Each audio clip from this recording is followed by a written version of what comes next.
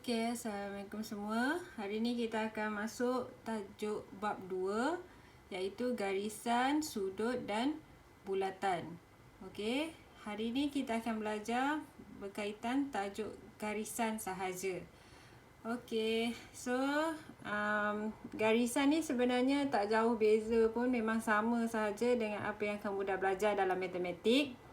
Okey, iaitu jenis-jenis garisan lah. Ada berapa jenis garisan yang kamu tahu, yang basic, okey, yang asas.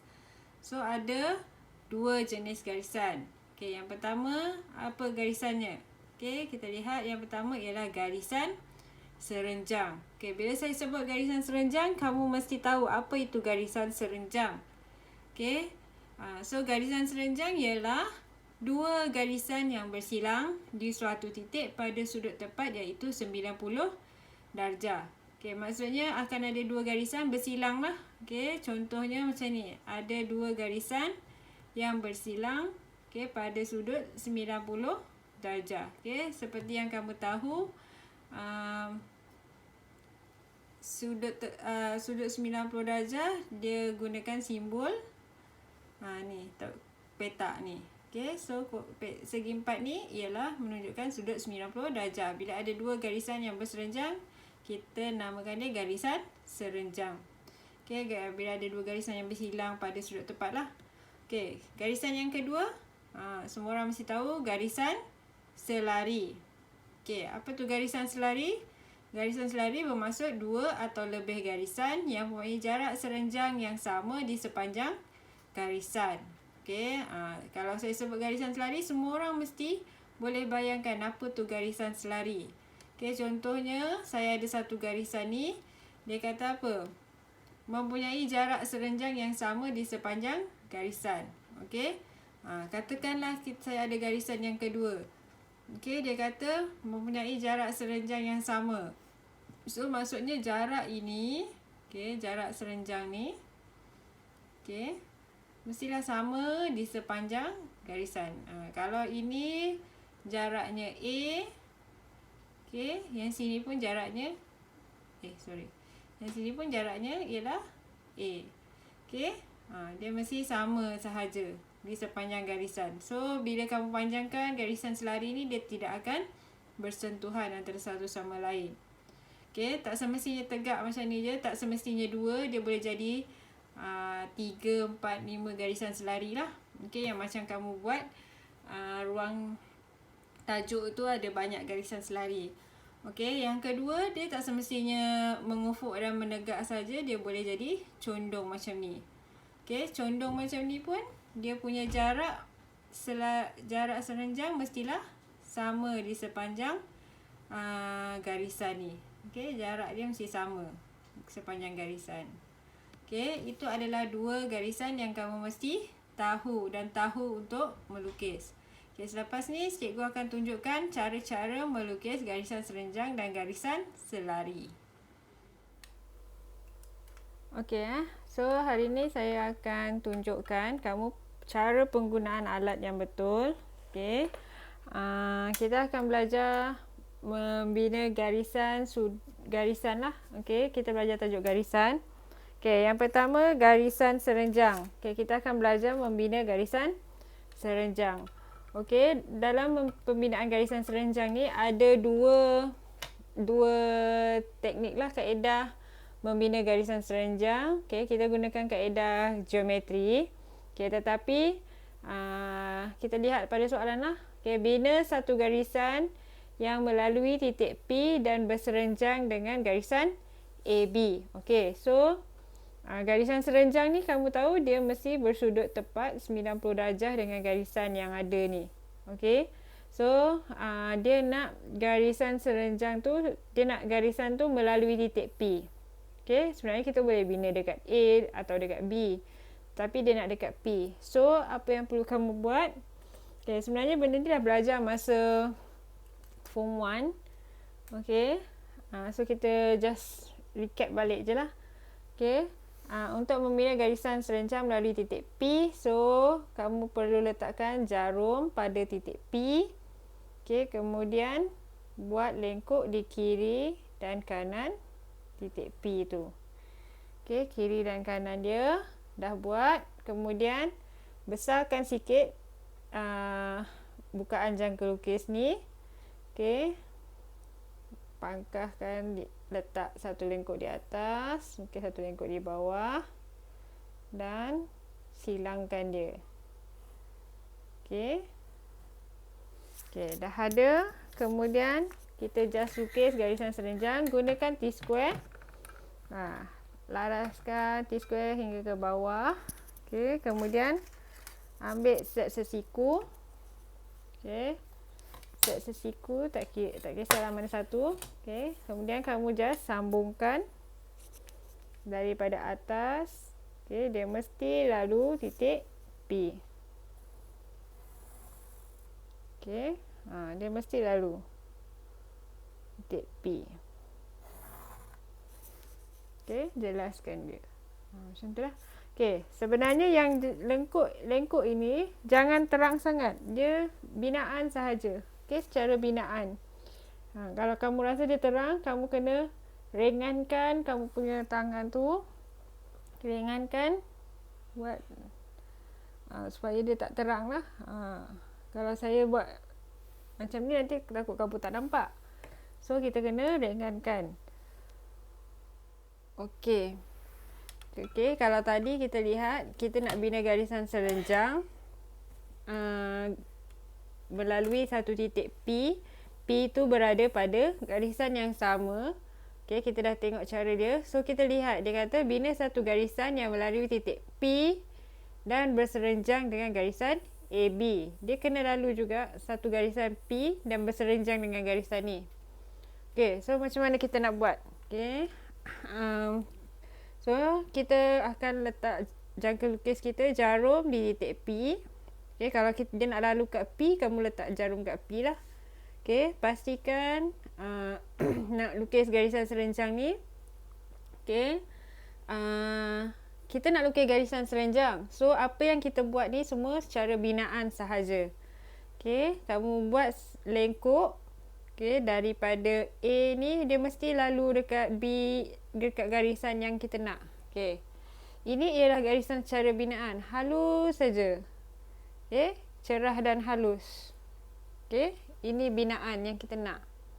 Okey, kemudian dekat garisan dah buat lengkuk tadi. So, kamu akan ada persilangan dekat garisan ni. Okey, persilangan tu kamu akan gunakan sebagai kedudukan yang baru. Okey, dengan bukaan jangka lukis dikecilkan sedikit. Okey, secara binaan kamu buat lengkuk di sebelah atas dan di sebelah bawah. Okey, buat sebelah lagi. Pastikan dia bersilang. Okey, secara binaan. Okey, tolong bezakan binaan dengan objek lah. Okey, dah sudah. Letakkan T-square. Okey, ini kita belajar menggunakan alat ni. Okey, sambil-sambil tu. Okey, so kita akan lukis garisan serenjang. Okey, daripada titik P, dia mesti lalu dekat persilangan tadi. Okey, garisan serenjang ni yang kamu buat secara objek. Okey. Kalau kamu letak, kamu akan nampak dia 90 darjah lah. Okey. Itu dua cara membina garisan serenjang yang melalui titik P. Okey, berada di atas garisan atau di luar garisan. Okey, dalam soalan dia tak akan bagi macam ni lah. Mungkin dia akan suruh kamu lukis segitiga dengan apply benda ni. Okey, so kamu kena tahu bila masa nak lukis gunakan benda ni. Okey. Kita pergi ke soalan yang seterusnya. Okey, soalan yang ketiga. Bina satu garisan yang selari dengan AB dan jarak antara garisan tersebut ialah 55 mm. Okey, so macam mana kita nak bina garisan selari? Sebenarnya senang je kan, garisan selari tu. Okey, tetapi dia ada jarak pula dekat sini. So, kamu kena ukur lah jarak dia 55 mm. So, gunakan pensel 2H. Okey, kamu buat satu garisan binaan di sebelah di A. Okey. Untuk confirmkan lagi, kamu buat di sebelah B. Okey. Kemudian kamu gunakan jangka lukis. Okey, gunakan jangka lukis ukur 55 mm. Okey, saya mulakan dengan 1. Sepatutnya mulakan dengan sifar kan. So, mulakan dengan 1. Pergi ke 65 lah sebab saya dah lajak, saya dah guna dari 1. Kalau 1 kita gunakan 65 lah. So 1. Kemudian pindahkan ukuran ke dari titik B ke atas. Okey, secara binaan. Kemudian dari A ke atas. Okey. So persilangan tu menunjukkan ukuran 55. So ambil sahaja kamu punya T-square. Okey. Pergi betul-betul dekat dia punya garisan. Okey, dia akan luruslah. Okey, pastikan kamu set up kertas tu kena tegak lah. Okey. Macam tu lah. Saya punya kat sini tak tepat ni. Maksudnya, bila tak tepat, maksudnya garisan saya, kertas saya tak betul lah. Atau saya punya T-square ni tak betul. Masa saya menggaris tadi, tak betul. Okey. So, kamu kena padam dan lukis semula lah. Okey. Gariskan dengan betul. Okey. Ini selari tegak lah. Kalau selari, gunakan sesiku. Okey, katalah saya ada kecondongan begini. Okey. Macam mana kamu nak selarikan dia? Okey, gunakan 2 sesiku lah. 2 sesiku. Okey, kamu boleh gelangsarkan dia. Ni katalah kamu nak ke atas. Okey, 2 sesiku. Pegang dengan kuat lah. Okey, pegang dengan kuat. Okey, kamu dah dapat. Kemudian boleh gelangsarkan. Macam tu. Contohnya. Ini semua jarak, ini adalah garisan selari walaupun jaraknya tak sama kan. Jarak antara garisan ni dengan garisan ni tak sama, tapi dia masih lagi jarak begini sama. So kita panggil dia masih lagi jarak macam ni, dia sama. So ini adalah garisan selari. Okey, garisan yang jarak berserenjang dia antara dua garisan. Okey. So itu ialah garisan selari. Okey, jarak serenjang dia adalah sama. Okey, kita akan pergi ke soalan yang seterusnya. Okey, seterusnya kita lihat soalan ni. Okey, bahagikan garisan AB kepada dua bahagian yang sama. Okey, yang ini dia dah keluar sikit dah daripada tajuk garisan serenjang dan garisan selari. Dia suruh bahagikan, tapi sebenarnya kamu masih apply lagi garisan serenjang dengan garisan selari tu. Okey, yang ini pun sebenarnya kamu dah belajar. Okey, sampai sinilah kamu dah belajar tentang garisan, pembinaan garisan masa form 1. Okey, so dia suruh bahagikan garisan AB kepada dua bahagian yang sama. Okey, jadi nak bahagikan dua bahagian yang sama garisan ni, okey, senang je. Kamu just pergi ambil jangka lukis, letakkan di B. Okey, nak bukaan dia tu sebenarnya pastikan nak selamat, hampirkan kepada A lah. Okey, hampirkan kepada A. Kamu buat secara binaan atas dan bawah. Okey, atas dan bawah. Kemudian pindahkan ke A dengan ukuran yang sama. Okey. Kamu buat bawah, atas. Patah balik lah. Okey, kemudian ambil set sesiku. Sambungkan sahaja garisan persilangan tadi tu. Okey, persilangan yang kamu dah buat tadi tu. Okey, pastikan yang bawah ni mesti sentiasa rapat dengan set sesiku T. Okey. So dah kena pada persilangan, kamu pun gariskan. Okey. So dah dapatlah bahagian ni, dua bahagian yang sama besar. Okey. So ini yang kamu perlu tahulah macam mana nak bahagikan garisan kepada dua bahagian. Yang ini mesti ingat, tak boleh lupa sebab akan digunakan sampai bila-bila lah. Tak akan diulang lagi dalam yang akan datang. Saya just cuma cakap, okey, bagikan garisan kepada dua bahagian yang sama besar. So kamu kena buat lah. Okay. Next question. Okay, so soalan yang kelima, dia kata bahagikan garisan AB kepada tiga bahagian yang sama. Okay, ini yang barulah. Okay, kalau sebelum ni kamu bahagikan kepada dua bahagian yang sama besar, so itu dah biasa kamu buat. Okay, ini baru. Bahagikan garisan AB kepada tiga bahagian yang sama. Okay, kalau dia nak bahagikan kepada 3 ke 4 ke 5 ke, kamu kena guna kaedah yang saya akan tunjukkan ni lah.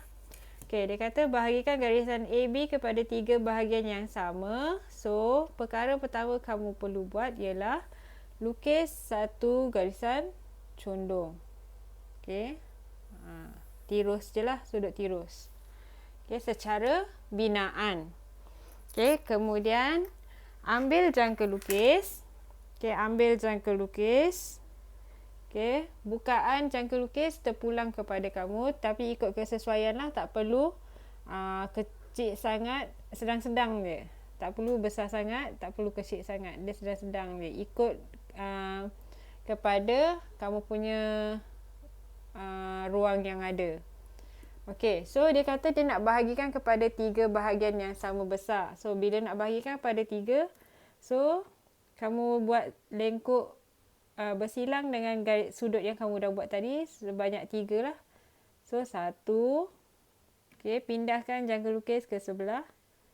2. Okay, ini pun secara binaan dan seterusnya. 3. Okay. So untuk selamat kamu tulislah 1, 2, 3. Okay. Dah dapat 3 bahagian yang sama besar. So kamu ambil kamu punya sesiku. Okay. Kamu sambungkan daripada dia nak 3 kan. So 3 ni last. So pergi dekat yang penghujungnya. 3 pergi ke B. Macam tu. Okay. So jangan gerak-gerak lagi kamu punya set sesiku ni. Biar macam tu dulu. Okay. Kamu nak pergi ke nombor 2. Okay. Dengan jarak yang sama. So ambil set sesiku yang satu lagi. Letakkan belakang dia. Okay. Supaya kamu boleh gelangsarkan dia. Yang ini macam rail lah. Ini macam rail dia. So gelangsarkan dia sampai kamu jumpa nombor 2. Okay. Jumpa nombor 2. Ambil pensel. Okay. Kemudian gelangsarkan lagi sampai kamu jumpa nombor 1.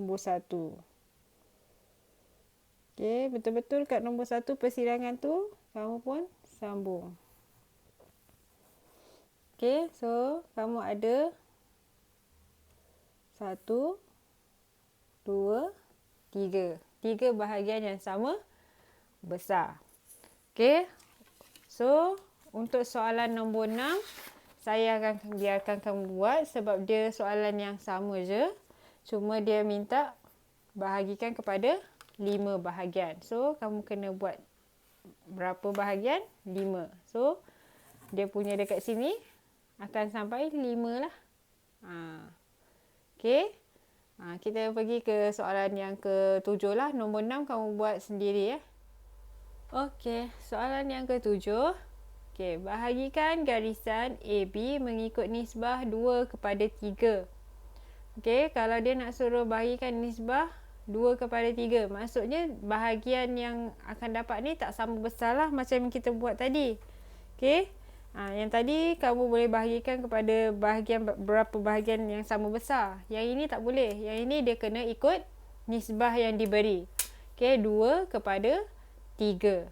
So, maksudnya A akan dapat 2 bahagian. Yang sebelah lagi dia akan dapat 3 bahagian. Okey, dia sebab ada 2 je, bahagian yang pertama, bahagian yang kedua. So yang bahagian yang pertama dia akan dapat 2, yang bahagian kedua ni dia akan dapat 3 bahagian. Okey, so macam mana kamu perlu buat? So totalnya tadi ada berapa bahagian yang kena ada? Okey, totalnya kena ada 5 bahagian. Okey, sebab orang yang sebelah kiri dia akan dapat 2, orang yang di sebelah kanan dia akan dapat 3. So dia akan ada 5 bahagian. So benda yang sama kamu buat macam soalan 5 dan soalan 6. Okey, kamu perlu buat satu sudut. Okey, sudut dia tak semestinya sentiasa di bawah, bergantung dengan ruang yang ada. Okey. So saya perlukan 5 bahagian. Okey, sebab dia cuma ada 2 nisbah, kiri dan kanan. So bahagian sebelah kiri dia nak 2 dan bahagian sebelah kanan dia nak 3. So total ada 5 bahagian. So, kamu pun buat 5 lah. 1 2 3 4 dan 5. Semua secara binaan. Okey, sebab bukan ini yang saya nak. Okey. Bila dah ada, so kamu numberingkan dia. 1 2 3 4 5. Okey. So, apa yang kita buat sama macam yang tadi. Okey. 5 akan ke B. Yang bahagian akhir ni akan pergi ke B.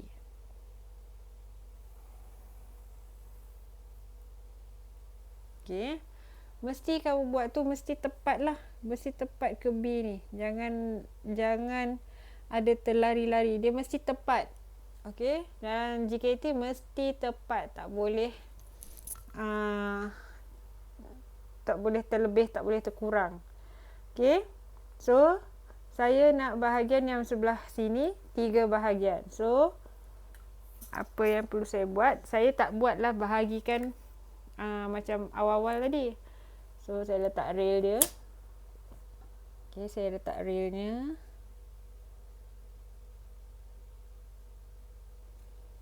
Okey, saya nak 3 bahagian. So, ini 1.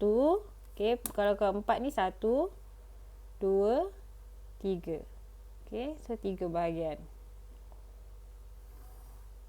Okey, so dekat sini persilangan ni, sini akan dapat 2 bahagian, sini akan dapat 3 bahagian. Okey. So itu ialah pembahagian mengikut nisbah. Yang ini kamu akan guna banyak kali nanti.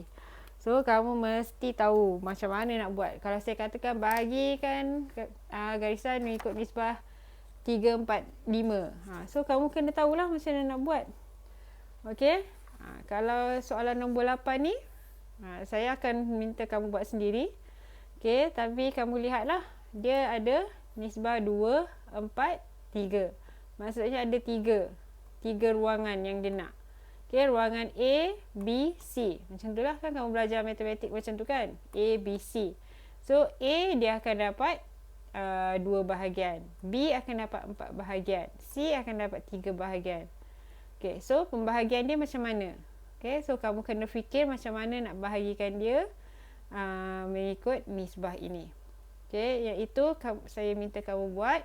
Okay, kalau dah siap, boleh hantarkan kepada saya secara personal. Okay, itu sahaja untuk PDPR kita hari ini. Kita jumpa lagi dalam kelas akan datang. Okay, terima kasih semua.